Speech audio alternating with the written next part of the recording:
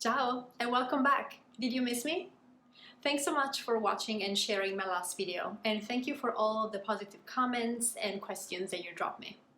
For those of you who missed the previous video and have no idea of what I'm talking about, here's a quick recap of what I covered. A few common misconceptions about language learning languages in general, the Italian language and the difference between standard Italian and dialects, the sound system and pronunciation of the Italian language, and also the importance of speaking from day one. If you're watching this video on YouTube and you're interested in going back and catching up on the previous episode, you can do so by clicking on the link that will appear here right now. If you're watching this on Instagram, you will now see a link and you will think that I'm crazy, but it's okay. What am I doing here in front of you today? I'm answering all of the questions that I received about language learning and Italian in general within the past 2 weeks. As someone who learned multiple languages as an adult and as a language coach who worked with people of all ages and walks of life for the past 10 plus years, I am on a mission to inspire you and help you achieve your language goals. What are we going to cover in today's Q&A session? Well, as I mentioned last time, I received so many questions that it would have been impossible to answer them all in one sitting. So what I ended up doing is create 3 videos. Yes, it means that there is going to be another one coming after this one. And today's topics are varied. They range from having conversations with natives all the way to how daunting the Italian verb system can be. Let's start by talking about a very common situation. So many people told me that they can understand Italian, more or less, written Italian, even spoken Italian, but they cannot speak. This happens very commonly when in our language learning, in our language practice, we don't put so much time and effort into speaking from day one, but we start acquiring and studying, so in a more passive way, when we privilege input over output. And in the previous episode, I actually talked about the difference and why it is so important to have both input and output in your language practice. So the way I like to look at language learning is a bit like the evolution of a human being. You start from a phase where you're a baby, say, like a baby, and you're a sponge. You're just absorbing sounds. They don't even make sense at the beginning. Then you start distinguishing words in that ocean of sounds, and you start distinguishing small chunks of sentences. Little by little, you will become capable of understanding what's going on, but you cannot speak yet. So you're in that baby stage. Then you become a toddler, and at that point, you will start practicing your words. You start saying things out loud. So congratulations to the people that can understand but they cannot speak yet. It means that you're in the toddler stage.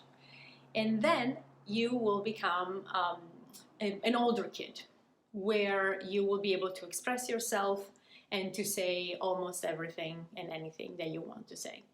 So I see language learning chunked up in 3 different sections. When you are understanding but you're not capable yet of speaking, or you don't feel comfortable yet doing it, it means that you're in an in-between stage. Now, what I like to do with my clients, if somebody comes and works and starts working with me, starting from 0 or close to 0, not really having a knowledge of the language, is that I tend to pair the baby and toddler phase. So I really push them to try and create even super simple sentences from day one. And I have a specific method, and so I'm not throwing you into the deep end of the pool, don't worry. But yes, what I want to avoid is getting to the toddler phase where you actually understand but you never opened your mouth before. And this leads me to the second point. Some people are scared of having conversations because it doesn't flow naturally out of their mouth. Let's take that image of the toddler that we used before. So if you have kids, you know, when they start speaking, it's not pretty. You don't even understand what they're saying. They're just mimicking sounds. They're not really making much sense. It is a necessary phase though. So even as an adult learner, you will have to go through that phase where you're trying and you will quote unquote fail. There is no failure. You're going to make mistakes, but those are absolutely essential for you to course correct and learn and improve and grow. So what happens is that if you wait until you feel completely confident and until you can utter a full sentence perfectly, that moment might never arrive. There is something to be said about perfectionism being a stalling tactic, and is very effective, because you're never going to be ready, or you're never going to be good enough, at least in your head, to actually go out and do things. You just have to throw yourself into that conversation game, find a language buddy, as I recommended in the previous video. Practice and talk. And you can also start practicing, especially when it comes to pronunciation of single words. You can do that by yourself. You can check your pronunciation by recording yourself and then listening again so that you're more objective. It's absolutely essential that you start speaking though. Let's talk about verbs now. The big elephant in the room. Italian has 21 verb tenses. It's a crazy amount of verbs. Now, the reality is that you don't need them all. You don't need to learn 21 different tenses. Eventually, when you become an advanced learner, you will encounter them all. You will be able to understand what's going on by focusing on the, I would say, 10-ish more important and more used verb tenses. And that's usually what I do with my clients. My great skill is to simplify things so that I make grammar digestible for you guys. And what I like to say is that, okay, forget about passato remoto. A lot of you, if you already started studying Italian, you definitely heard of it. Passato remoto is the simple past. In English, it's used a lot. I ate, I worked, etc. In Italian, it is not. There are only 2 areas in Italy where it's still currently used, Tuscany and Sicily. If you go and visit those areas, but you use a different type of past, people will understand you. You can have conversations, so you don't need to study that passato remoto. You might find it just in books, but by the time you get to the point of reading books, you will be able to, pick it up and understand it. So I would say, as a starting point, simplify. Don't focus on all 21 verb tenses. Oh, and another thing, please stop memorizing verbs. It is just painful. In my opinion, it's not going to make it fun for you. What I would recommend is to focus on observing the patterns of the language. And let me give you an example. The future and the conditional tenses in Italian are related. I like to call them cousins because they stem from the same root. So I'll give you an example with the verb mangiare, right? We're all familiar with what that is. Mangiare is to eat. Mangerò is the future, I will eat. Mangerò. Mangerei is I would eat. So mangerò, mangerei. You can hear it, and you will see it up here, how they're basically spelled in the same way, except for the very last, for the ending. So the very last letter or the last 2 letters. That's what I mean. They're cousins. If you learn that pattern, if you start recognizing the future and conditional pattern, then you don't have to memorize it. You just know that it stems from the infinitive. It comes from what I call the full verb. And then you just modify the ending into ro for the future and rei for the conditional. This is just to give you an example of how you can use your mind, your logic, your inductive reasoning, and observe what's going on before you throw yourself into something that might be just a waste of time or an unproductive use of your time. Take a moment and observe first. A similar sense of overwhelm is sometimes felt by people that say there are too many words or too many expressions to learn. Every time you learn a language, of course, then you will have to learn words and expressions that pertain to that specific language.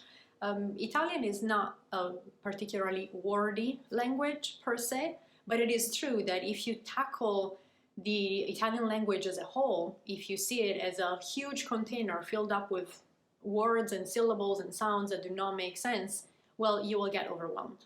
As I mentioned before with verbs, and this is one of the basic principles of method, do not memorize, stop memorizing.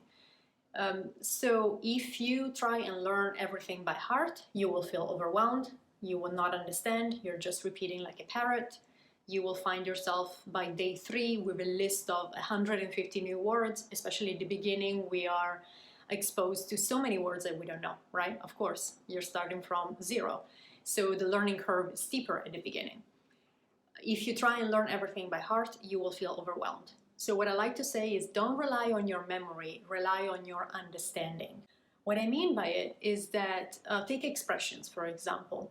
Oftentimes, you don't find an exact translation from Italian to English, but by forcing that literal translation, you might understand the Italian expression better. You might even create a funny image in your head that will help you retain the expression.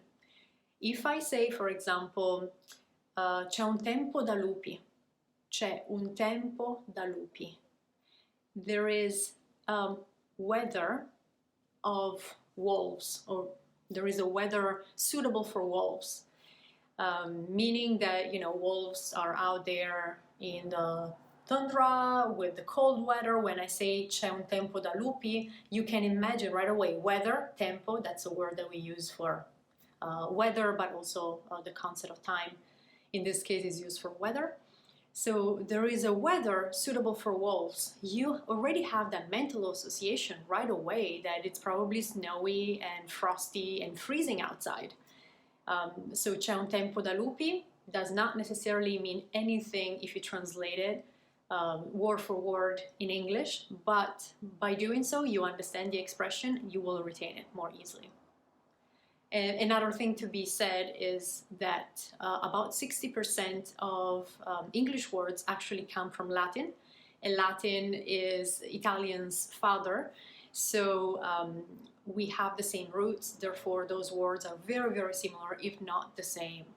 I'll give you an example with the words that end in ion in English, like opinion, in Italian would be opinione, you see? Ion, ione, there you go, that's the only thing you need to do. Hence, you know hundreds of words already. You are not even aware of it, but you do. You know hundreds of words in English. You don't need to memorize them in Italian. You already know them. Another question I received is, how can I learn the real Italian, the authentic Italian? Not the Italian that is presented to you at the end of the travel guide. I don't know if you guys remember the actually buying books. Travel guides, and at the end they had those 10 or 15 pages with sentences and expressions that they gave to you just to learn by heart. So once more, that's not how I go about it.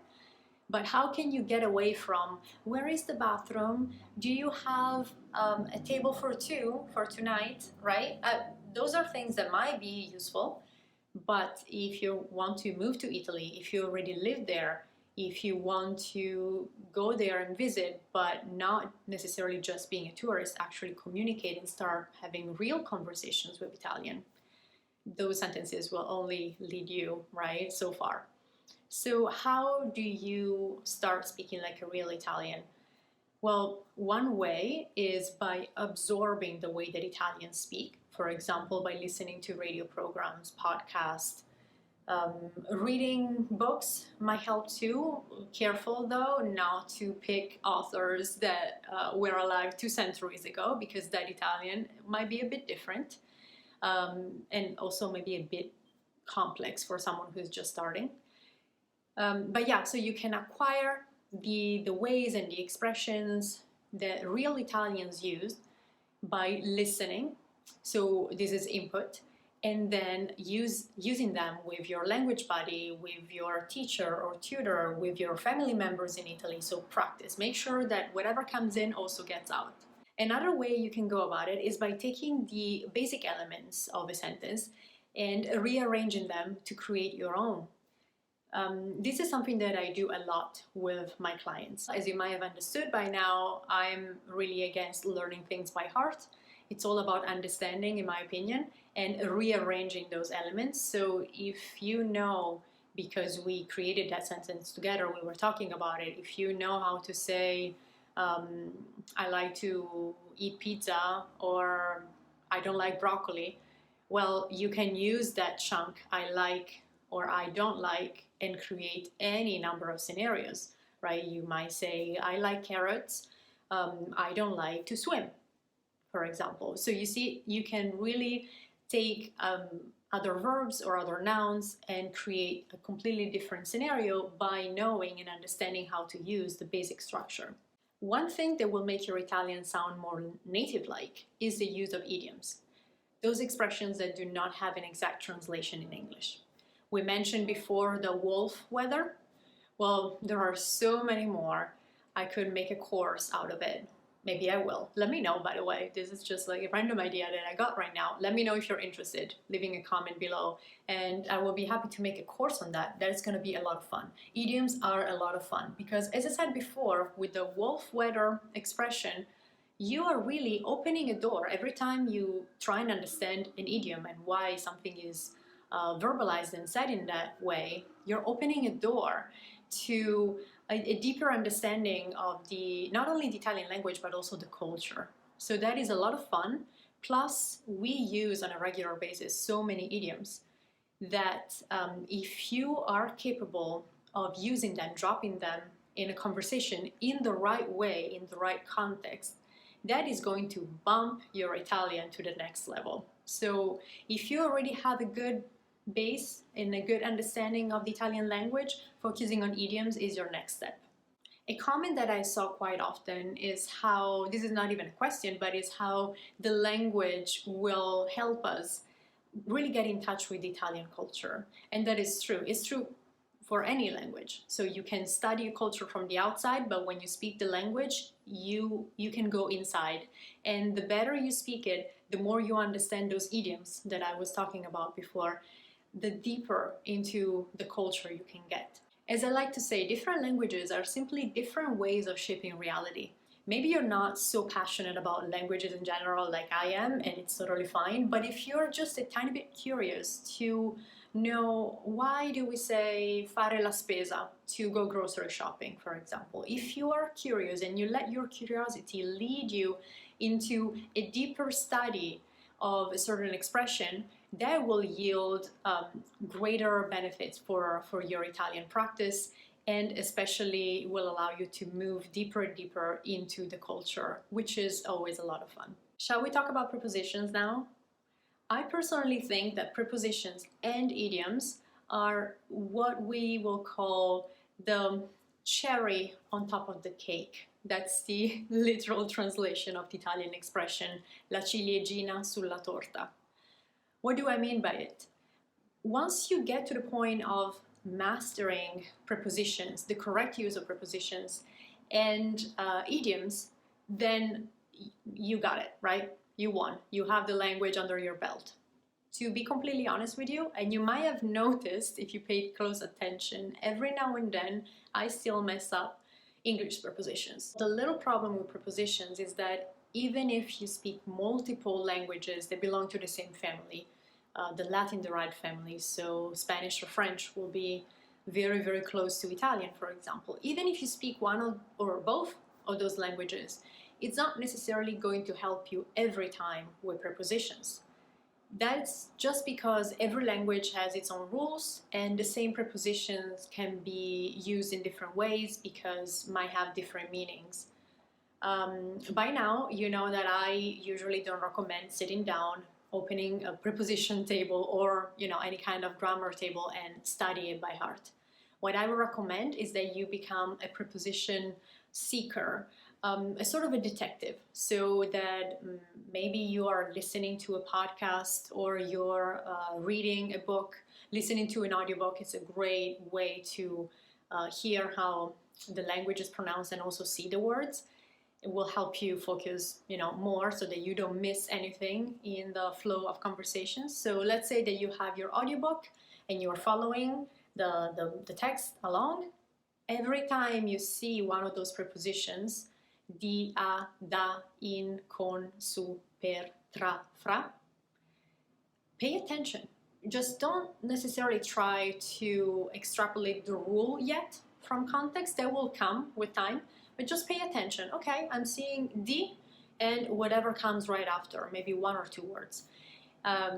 Yeah, just pay attention and try to notice if the preposition di, you keep finding it in the same type of context. All this to say that my recommendation is to be patient when it comes to prepositions and to acquire them through context rather than studying them. I mentioned how speaking different languages, especially if they're close to Italian, might not necessarily be helpful when it comes to prepositions, for example. Does that mean that if you speak other languages is going to be a disadvantage for you as you're learning Italian?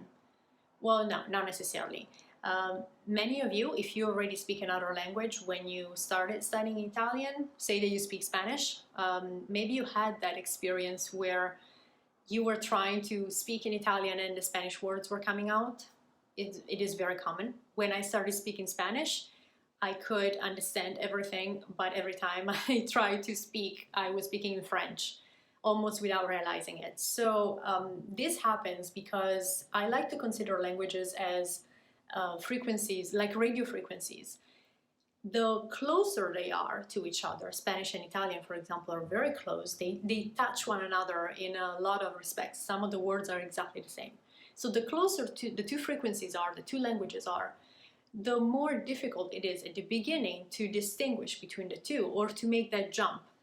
Do you remember when we had radios and you had to find your frequency? Well, as you're moving from one radio station to the other, oftentimes you were in the in-between zone where you could hear the song from the previous station and bits and pieces of the song of the next one. This is what happens a bit, if that makes sense, at the beginning especially, until you get to the point of having confidence around the new language so that you can keep the two languages separate in your head. This is going to happen less and less often though. Now, I don't want you to take away from this the fact that other languages are just a disturbance, are just something that is going to slow you down. It can actually propel your learning, especially if the languages are similar to or close in nature to the one that you're learning. So once more, let's take the Spanish and Italian example. Those two languages are so similar that you can start linking something that you already know in Spanish to a concept in Italian. You can start creating bridges, linguistic bridges, and those are so powerful because first of all, you don't have to learn anything new in Italian. If you can create those bridges, you can just say, oh yeah, exactly like in Spanish, I already know it. You become aware of those similarities so that you can mimic your either your native language or your other second language that you already speak, that you're already comfortable about. You can start mimicking it and build up your knowledge and awareness and confidence about the new language that you're learning. Hence, in my opinion, speaking multiple languages actually helps, even though at the beginning you might feel a bit confused and you might find it difficult to tune into the right frequency. Someone asked me, how do I stop translating from English? I feel like every time I speak in Italian, every time I want to write a sentence in Italian, I'm translating from English and this is slowing my learning process down. Well, I don't know your exact situation. I would say that it's not necessarily a problem, especially at the beginning. Language mirroring is what I encourage people to do. So instead of forgetting about their native language, instead of forgetting about English, and just dive into the deep end of the pool with Italian and Italian only, which is an effective method if you don't react adversely to it. Lots of people that I work with would be just traumatized by being thrown into the deep end of the pool. With that being said, I'm not encouraging you to forget about English. I actually encourage you to use it to your advantage. Oftentimes you can translate directly from English to Italian and it works. Sometimes it doesn't, but at the beginning you can do it. You can check in with a tutor, a coach, someone that you work with to make sure that the sentences that you are creating are correct and you're not just making up your own language. Once you create sentences that are valid, once you understand that something works and some other translations do not, once more with the help of a native speaker, then you can go ahead and practice these sentences, not learning them by heart, but use them over and over again, multiple occasions, with what is called spaced repetition. So start talking to yourself in Italian, meet once a week with a language buddy so that you can practice Italian and the new structures that you are acquiring or the new sentences that you're coming up with. Practice to the point that you don't have to think about it anymore. Once more, this does not mean learning it by heart. This means understanding it first and then making a habit so that you're creating neurological connections. The mind-to-mouth connection is so strong that you don't even have to think about it. Oftentimes I use come stai as an example, right? If I say ciao, come stai? Most likely, even if you're a beginner, you know that I mean, hi, how are you? You don't even have to think about what I'm exactly saying, the fact that I'm conjugating that verb for that person. You take come stai as a chunk, a linguistic chunk that makes sense for you. And it makes sense to you right now because you heard it multiple times, because of spaced repetitions, because you associated the meaning in English and in Italian, and now you don't even think about it in English. So this is what I encourage you to do. Don't forget about your native language. Use it, mirror it, try and understand what works when you translate directly from English to Italian and what doesn't, and then practice. All right, this is our time for today. As I mentioned earlier, in the next video, I'm going to answer more of your questions. Among other things, I'll talk about masculine and feminine nouns, articles, the subjunctive, formal and informal speech, reflexive verbs, and the structure, the sentence structure in Italian. Next time, I'll also introduce my unique SOAP method, so stay tuned. Do whatever you need to do not to miss the next episode. If you're watching this on YouTube, you can subscribe to the channel. Make sure to press the bell icon. Or you can give me your email address and I'll make sure to send a personal message to you with the link to the next video as soon as I'll release it. As usual, feel free to leave a comment below and ask me any questions you might have. I'm truly looking forward to seeing you all here again next time. Ciao, a presto!